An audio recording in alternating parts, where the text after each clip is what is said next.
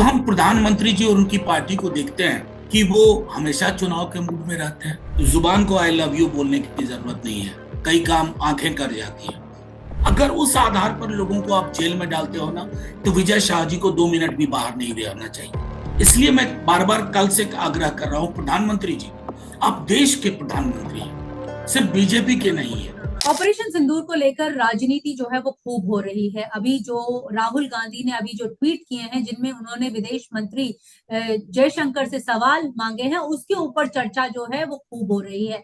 तो क्या है इसके पीछे की वजह, क्यों जो ये सवाल जो है वो विपक्ष द्वारा उठाए जा रहे हैं? क्योंकि पहले तो ऑपरेशन सिंदूर को सरकार को विपक्ष जो है वो पूरी तरह से समर्थन दे रहा था, लेकिन अब जो है वो सवाल उठाए जा रहे हैं।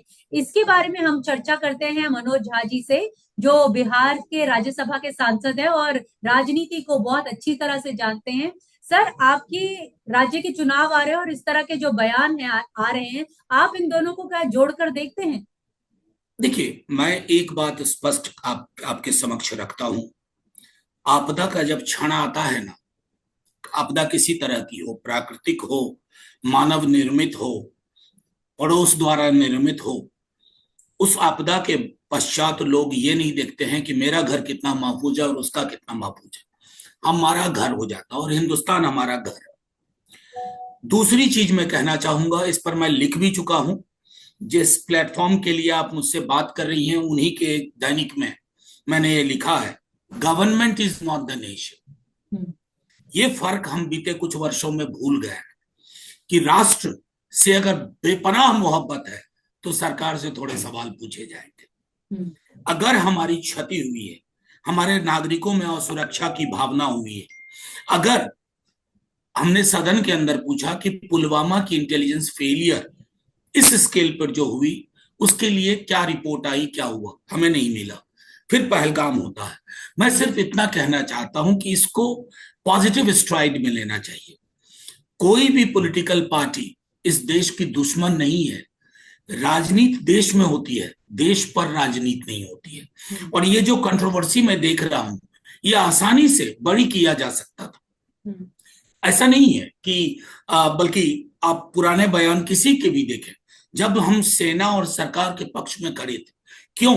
क्योंकि पहलगाम की पीड़ा व्यक्तिगत पीड़ा नहीं रही, वो सामूहिक पीड़ा हो गई। हर किसी ने उस पीड़ा को यहां महसूस किया। और फिर जब ऑपरेशन सिंदूर हुआ तो एक एक हिंदुस्तानी को लगा कि हमारी प्रोफेशनल आर्मी ने प्रिसीजन के साथ सिर्फ मिलिट्री टारगेट्स को छोड़ते हुए सिविलियन को कैजुअलिटी ना हो, सिर्फ आतंक की प्रयोगशालाओं पर अटैक किया। तो ऐसे माहौल में उसके बाद अगर इस तरह की टिप्पणी पर बावेला मचाया जाता है, एक सीधे सरल सवाल पर भी बावेला मचता है, तो कष्ट होता है कि आप दुनिया में गुडविल मिशन भेज रहे हैं अलग अलग पॉलिटिकल पार्टीज के, लेकिन क्या वो ये अखबार नहीं पढ़ रहे होंगे कि इनके यहाँ क्या कंट्रोवर्सी हो रही है? क्या वो इंटरव्यूज नहीं देख रहे होंगे? तो मैं समझता हूं कि एक इस तरह की चीजों को लेकर के हमारे समक्ष एक प्रतिमान बड़ा होना चाहिए। जो बौना सा प्रतिमान हो जाता है, उचित नहीं है। सर, सरकार को आप लोगों ने बोला था कि ऑल पार्टी मीटिंग उन्होंने बेशक से कर ली थी, लेकिन आपने एक स्पेशल सत्र के लिए जो है वो गुजारिश की थी सरकार से। उसके बारे में अभी तक क्या जो जानकारी निकल रही कुछ है? नहीं। देखिए, सर्वप्रथम आरजेडी की तरफ से ही लिखा था हमने। उसके बाद लेफ्ट पार्टीज ने, फिर कांग्रेस ने और कई और अन्य दलों ने लिखा। हम क्यों विशेष सत्र बुलाने की बात कर रहे थे? हमारे समक्ष 1962 का उदाहरण है। मैं तो तब नहीं था, लेकिन मैंने आर्काइव्स में देखे कि युद्ध के मध्य पूरी संसद बैठी और सरकार के पक्ष में ही कुछ सवाल पूछे, लेकिन सरकार की नीयत और नीति पे सवाल नहीं उठा। हम कमोबेश वैसा चाहते थे। उससे क्या संदेश जाता उस व्यक्ति विशेष को भी, जो अमेरिकन प्रेसिडेंट, कि ये कलेक्टिव थिंकिंग है। India is a collective entity. हमारे मल्टी पार्टी सिस्टम है, हमारी डिफरेंसेस हैं कई विषयों को लेकर के, लेकिन हिंदुस्तान की सुरक्षा, अखंडता और आतंक जैसे मुद्दों पर हमें कोई एक दूसरे से विलग नहीं कर सकता। लेकिन उस पर विचार नहीं हुआ। अगर आज विशेष सत्र के बाद ये डेलीगेशन प्लान किया गया होता तो शायद एक ये नेचुरल कोर्स लगता, ये स्वतः स्फूर्त लगता, एक प्रक्रिया के तहत गया है। लेकिन वैसा नहीं हुआ। मेरी चिट्ठी का एक पावती आया है प्रधानमंत्री जी की ओर से, आपकी चिट्ठी मिली, धन्यवाद। सर, जो आप बोल रहे हैं विदेश, सारे जो सांसदों का दल जा रहा है विदेशी लोगों को बताने के लिए कि ऑपरेशन सिंदूर में आखिर क्या, क्यों जरूरत पड़ी थी भारत को ऑपरेशन सिंदूर करने के लिए, तो विपक्षी नेता, विपक्षी सांसद भी बहुत जा रहे हैं। तो आप लोगों को, आरजेडी को भी क्या चिट्ठी लिखी गई थी कि आप अपना नाम दीजिए, या सरकार ने अपनी तरफ से ही नाम चुन लिया था? नहीं, आरजेडी को अप्रोच किया गया था। राज्यसभा में हमारे फ्लोर लीडर हैं प्रेमचंद गुप्ता जी, वो जा रहे हैं। लेकिन इसमें भी जो मैं देख रहा हूं, मैं बताऊं, बीते दिनों से मैं बिहार में ही हूं, लेकिन यहीं से सारी खबरें देख रहा हूं। तो जो मुझे असहज करती है कि अननेसेसरी नामों को लेकर जो कंट्रोवर्सी हुई, ये भी दुनिया में अच्छा संदेश नहीं दे रहा है। अगर मैं कह रहा हूं कि विशेष सत्र में साथ बैठते तो कई सारी चीजें एक साथ तय हो जाती। अभी भी मेरा मानना था कि ये सबसे आसान था कि प्रधानमंत्री जी राहुल जी को फोन करते, एलओपी को, और बाकी दल जो हैं उनके लीडर्स को फोन करते, प्रधानमंत्री जी आइए हम बैठते हैं साथ में। मैं बता रहा हूं 20 से 30 मिनट में सारे फैसले हो जाते हैं। क्या हुआ, किसी का नाम कहीं से आ रहा है, ग्रेप वाइन फिर अपना काम कर रहा है, इसको क्यों किया गया। उसी बीच में राहुल जी, तो उनके एक प्रवक्ता कहते हैं कि ये पाकिस्तान के लिए बैटिंग कर रहे हैं। मतलब अभी तो कम से कम एक व्यक्ति शांत है जो सुबह शाम लोगों को पाकिस्तान भेजा करते थे, मेरे ही गृह राज्य के हैं। तो मैं सिर्फ ये कह रहा हूं कि इन सब चीजों से चीजें, और हम सब असहज होते हैं। मेरा विशेष आग्रह होगा कि ये जो हमने व्यवस्थाएं उत्पन्न कर दी हैं, ये जो प्रक्रियाएं जैसे कभी कभी अश्लील स्वरूप दिखाती हैं। कर्नल सोफिया कुरैशी जी और व्योमिका जी जब प्रेस कॉन्फ्रेंस करते थे तो सिर्फ मिलिट्री की सक्सेस के बारे में नहीं बोलते थे, हमारे टारगेट्स कितने अचीव हुए वो नहीं, दुनिया को संदेश जाता था कि देखो ये है भारत, जिसको नेहरू ने पैलिम्सेट लिखा है कि पुरानी इबारत बिना मिटाए हुए नई इबारत आई, डिस्कवरी ऑफ इंडिया में। वो मैसेज दुनिया को जा रहा था। लेकिन तभी बीच में मध्य प्रदेश के एक मंत्री महोदय का बयान आता है और उसकी निंदा तक मैंने प्रधानमंत्री जी, रक्षा मंत्री जी, गृह मंत्री जी से नहीं सुनी।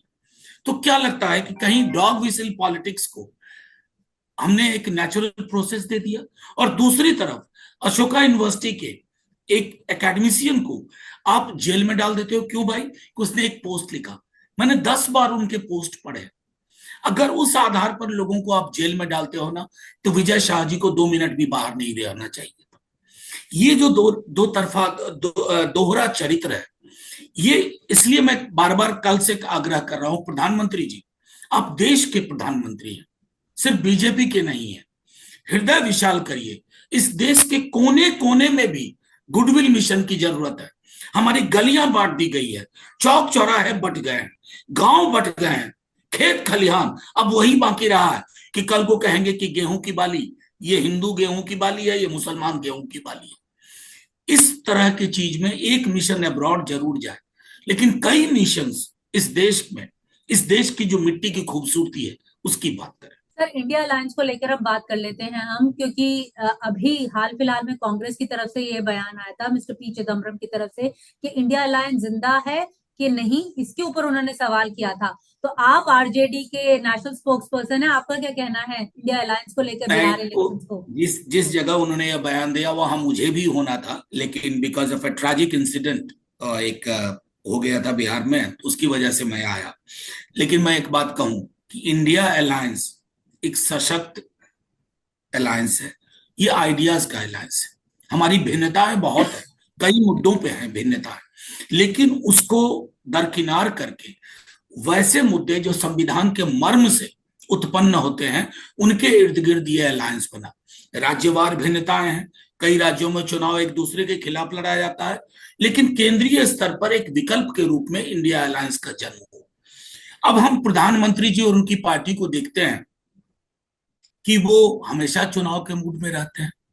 अभी टी शर्ट बनवाना शुरू कर दिया है, मतलब सेना के शौर्य को। मुझे नहीं याद है कि 71 के बाद क्या इस तरह हुआ था, मुझे न, मैंने कहीं नहीं पढ़ा।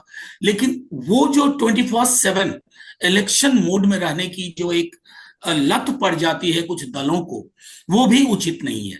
तो चिदम्बरम जी संभवतः सोचते होंगे कि 24 घंटे सातों दिन इलेक्शन मोड में क्यों नहीं है, और वो उस संदर्भ में उन्होंने कहा होगा। लेकिन बिहार में वी आर डूइंग वेल, हम बेहतर कर रहे हैं, और चिदम्बरम साहब समेत तमाम लोगों को हम ये अश्योर करते हैं कि इंडिया अलायंस विल डिलीवर। तो बातचीत का दौर शुरू हो चुका है क्या राहुल जी और तेजस्वी जी के बीच में? जो क्योंकि तब बात हो रही थी कि समाजवादी पार्टी और कांग्रेस के बीच में पहले आई लव यू कौन बोलेगा, तो इन दोनों के बीच में क्या बातचीत शुरू हो गई है? नहीं, देखिए, जुबान को आई लव यू बोलने की जरूरत नहीं है, कई काम आंखें कर जाती हैं। बिल्कुल बिल्कुल, हाँ। तो वो जी। कर जाती है। उम्मीद की जानी चाहिए कि जल्दी से ही कोई खुशखबरी जो है वो इंडिया अलायंस के मार्फत जो है कांग्रेस को मिलेगी, क्योंकि उनके बीच में विचार विमर्श चल रहा है कि ये अलायंस अभी जिंदा है कि नहीं है। और शुक्रिया सर, इंडियन एक्सप्रेस से हमारे दर्शकों से बातचीत करने के लिए और हमें समझाने के लिए कि इन सभी बयानों के मायने क्या है। शुक्रिया, थैंक यू। शुक्रिया।